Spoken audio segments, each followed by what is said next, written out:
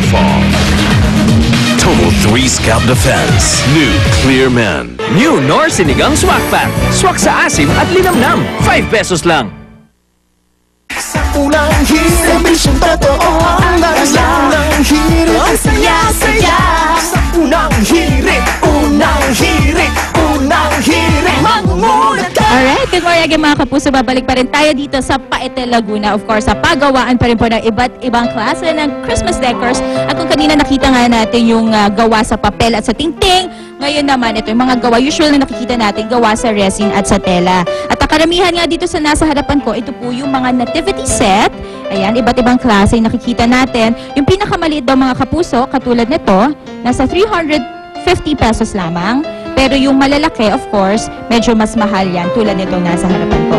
Na mga kapuso, bilang tayo ay nasa Paete, which is the carving capital of the Philippines, syempre, hindi pwedeng mawala yung mga carved woods na nativity natin. So, ito nakikita natin, isang buong set daw po ito mga kapuso. At ang isang set, meron siyang 18 pieces po na mga, yun nga, bumubuo sa ating nativity set. Now, itong 18-piece na nativity set natin, usually it takes daw ilang months po bago 1 month daw bago matapos. At akalain nyo, ang pinakamahirap talagang gawin dyan actually ay itong piece na baby Jesus kasi nga maliit siya.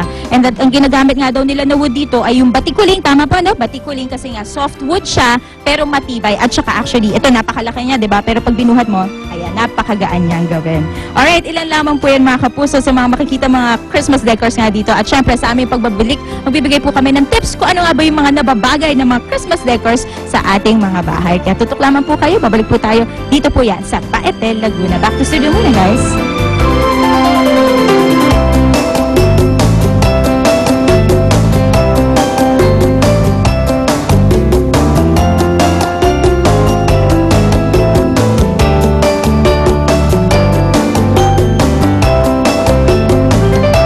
Monica, reserve! Yung silver! Oo nga, Sabi silver. nila naman, katalayo-layo. Oo, yan. Parang gusto kong motif ngayong Christmas. Oo nga, silver, di ba? Yes, Pero, oo.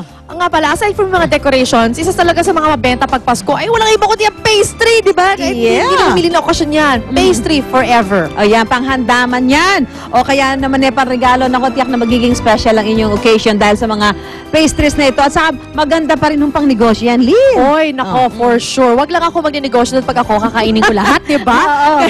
Ito po, panoorin niyo. Panoorin niyo po ito negosyo na ito. Talaga ako pwede. Ubus. Dahil palapit na ang Kapaskuhan, siguradong maraming nag-iisip kung ano magiging patok na pagkakakitaan. At sabi nga nila, food business never fails dahil dito sa ating bansa, ang mga Pinoy ay likas na food lovers. Kaya naman ito ang tatlo sa pinakamabenta at masasarap na Christmas pastries na maaaring ibenta o ipangregalo for the Christmas holidays. Unang patok na Christmas business ay ang tinatawag na date and walnut bars o food for the gods. Kung tunog mamahalin ang pangalan nito, alam niyo bang mura lang pala ang puhunan para gumawa nito? Usually kasi isang recipe lang yung ginawa ko. 2 boxes lang yun. Mga 300 ang... Sa paggawa nito, pagsamasamahin sa isang electronic mixer on medium speed ang white at brown sugar, 4 na itlog, melted butter, flour at baking powder. Pag well-blended ng mixture, isama ang pitted dates at crushed walnuts. Isalin ito sa baking pan at i-bake for 35 minutes sa temperaturang 350 degrees Fahrenheit. Next pastry na pwedeng gawing food business during the holidays ay ang brownies. Yung kung 100 boxes, mga 20 to 25,000. Lahat-lahat na yun. Tulad ng naunang pastry recipe, pinaghalo-halo ang lahat ng dry and wet ingredients sa isang mixer. Ang kaibahan lamang nito ay 6 na itlog ang ginamit at hinaluan ng chocolate powder for that chocolatey flavor. Hindi lang ito pang regalo tuwing Pasko dahil fruitcake ay pwede rin pagkakitaan ngayong darating na Christmas holidays. Una, ilagay sa mas malaking mixer ang 1 bar of butter, asukal, 6 na pula ng itlog, molasses, cherry brandy, harina, baking powder, baking soda, at dried fruits with assorted nuts. Doon sa food for the gods saka fruitcakes, isa yun na sa ingredients na nagpapatagal ng buhay ng parang shelf life ng products. Tsaka pampabango.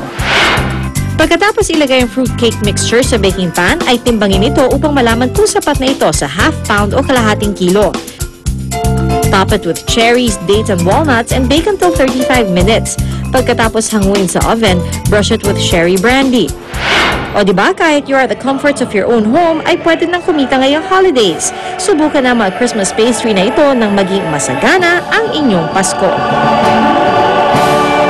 Sa unang hirit, serbisyong totoo